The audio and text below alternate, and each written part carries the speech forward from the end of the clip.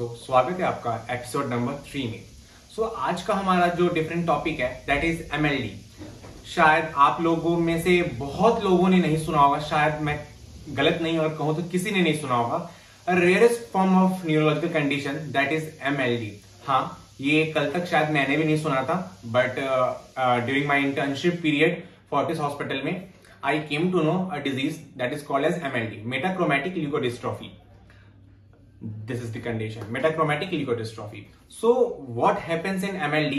ये एक बहुत रेयरेस्ट फॉर्म ऑफ कंडीशन है, लाख्स ऑफ पीपल में आपको एक देखने को मिलता है।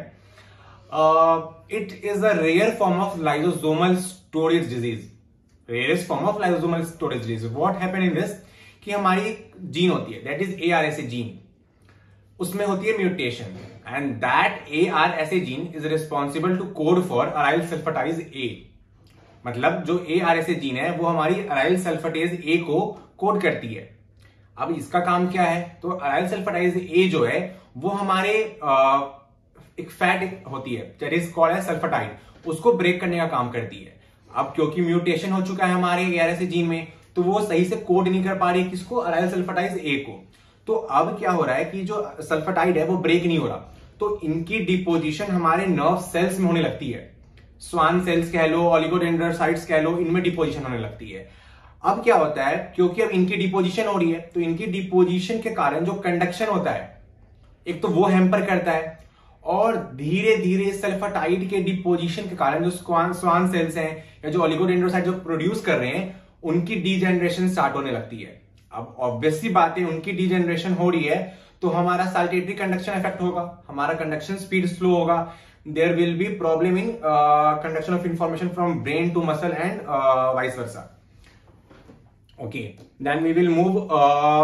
जैसे हमने बात की कि ये रिसेसिव डिसऑर्डर है, it is an lysosomal storage disorder and the most important it is an autosomal recessive disorder. What is autosomal recessive disorder means हमारे पास दो क्रोमोसोम होते हैं, एक सेक्स क्रोमोसोम एक ऑटोसोमल होती है, ठीक है। एंड क्योंकि ये रिसेसिव है तो अब किसी भी पेशेंट में आने की इसकी जो संभावना होती है वो बहुत कम होती है, 25%। अगर हम पेडिग्री याद करें, अगर हमने जो प्रीवियसली हमने पेडिग्री पढ़ा होगा जब आप सब नीट की प्रिपरेशन कर रहे होंगे, तो we have undergone through difference pedigree chart XY XX। तो हमें रिसेसिव अगर है तो दोनों रिसेसिव जीन को साथ में आना पड़ेगा। इफ मदर से एक रिसेसिव जीन आए, फादर से भी एक रिसेसिव जीन आए, या तो मदर अफेक्टेड हो फादर अफेक्टेड हो, या दोनों कैरियर हो और दोनों से एक एक जीन आए ऑटोसोमल, और दोनों जब आएगा साथ में तब जाके चांसेस हैं कि आपको MLD होगा। सो बहुत रेयर चांसेस MLD होने के।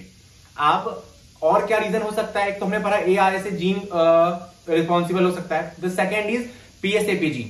इसका काम क्या होता है, ये सेप्सोसिन बी को एक्टिवेट करता है, और सेप्सोसिन बी जो है वो भी रिस्पॉन्सिबल है अराइल सल्फाटाइज को कंट्रोल करने में।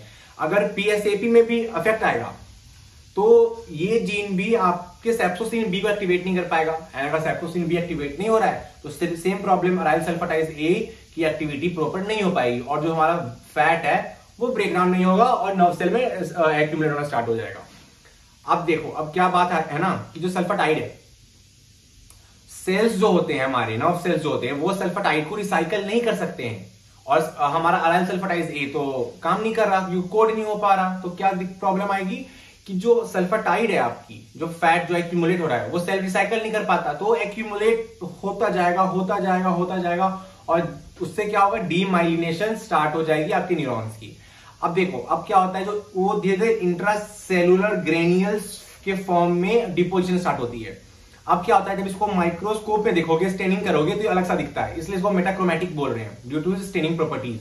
दूसरी बात आती है कि इंटरफेयर करता है सेल के साथ with ability to produce myelin, oligodendrocyte के साथ ये लड़ेगा, माइलिन के प्रोडक्शन में हैम्पर करेगा, तो क्या होगा, डीमाइलिनेशन होता है और साथ में कंडक्शन में अफेक्ट करती है। ये तो अब तक हमने बात कर ली कि है क्या। Now will move towards the symptoms. अब क्योंकि ये जो आपकी डिजीज है ये आपके CNS central nervous system and peripheral nervous system दोनों को अफेक्ट करता है।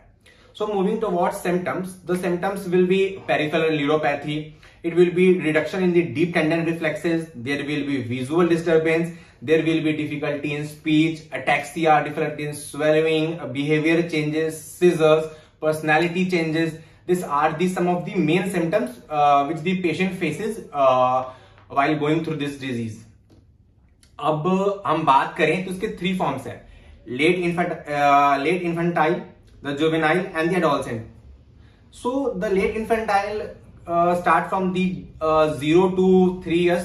इसमें क्या होती है, डिलेड माइलस्टोन्स होती है, मतलब डेवलपमेंटल डिले मिलेगी पेशेंट्स में, इरिटेबिलिटी मिलेगी, पेशेंट बहुत इरिटेबल होता है, बच्चा जो होगा बहुत इरिटेबल होगा.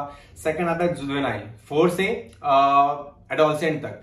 इसमें क्या होता है कि बच्चे की जो एबिलिटी होती है स्कूल जाने की वो रिड्यूस हो जाती है, स्कूल जाने से घबराता है, काम नहीं कर पाएगा स्कूल में, बिहेवियर में बहुत चेंजेस दिखेगा, टीचर्स पेरेंट्स कंप्लेन करेंगे, नॉर्मल की तरह बिहेव नहीं करता. एंड एडल्ट 16+, इसमें क्या होता है, मेमोरी लॉस, साइकोसिस.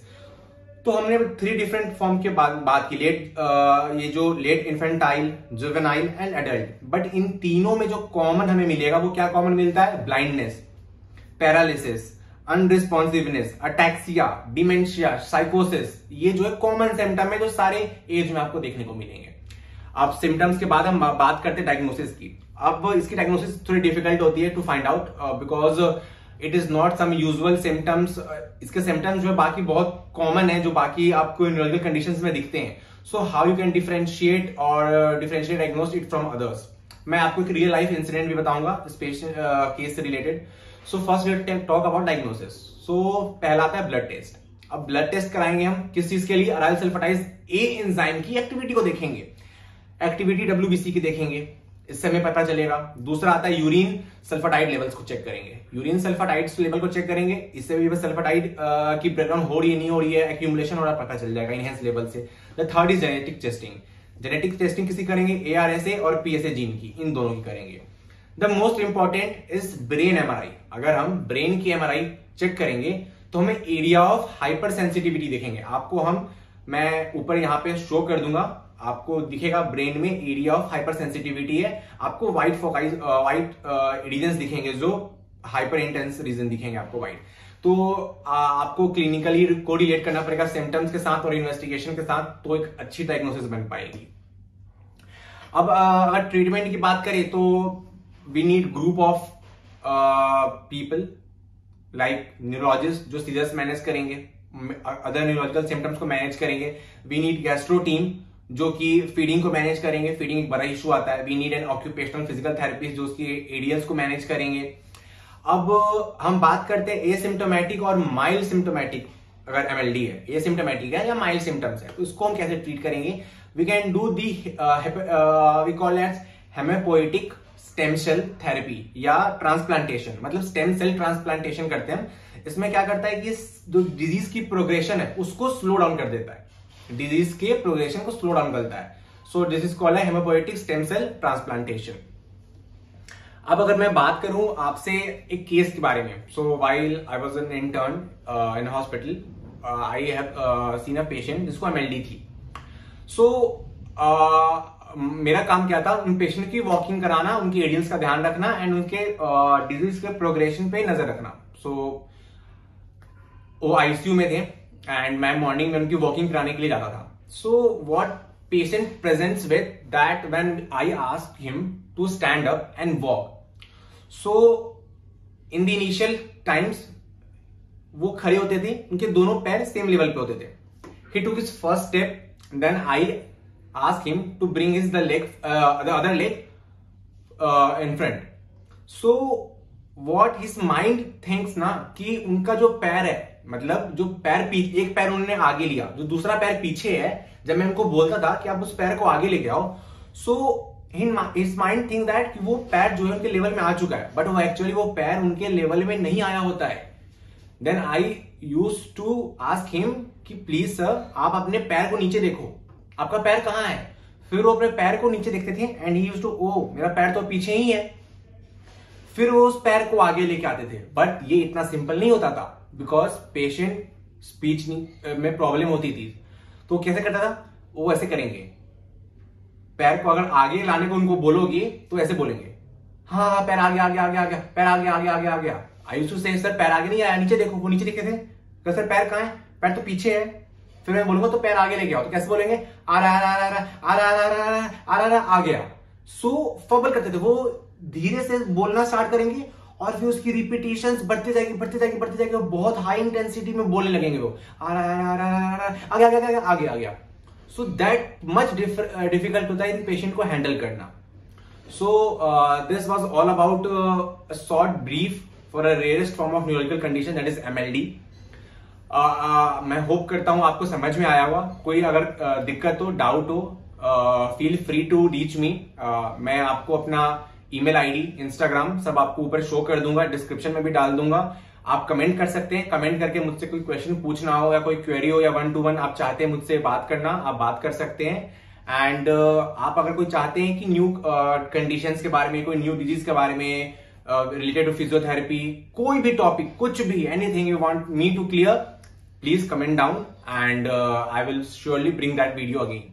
एंड दोस्तों एक रिक्वेस्ट, अगर आपको अच्छा लगा हो मेरा कंटेंट एंड आप चाहते हैं कि मुझे थोड़ा सा सपोर्ट मिले एंड मैं मोटिवेटेड रहूं और आपके लिए रोज नई नई वीडियोस लाऊं, I didn't want anything, just एक लाइक करें आप। एंड आप अपने फ्रेंड्स के साथ जो पढ़ाई कर रहे हैं, जो मेडिकल कॉलेजेस में, उनके साथ शेयर कर सकते हैं। और बस लाइक्स करें, सब्सक्राइब करें और प्लीज मुझे सपोर्ट करें। Thank you.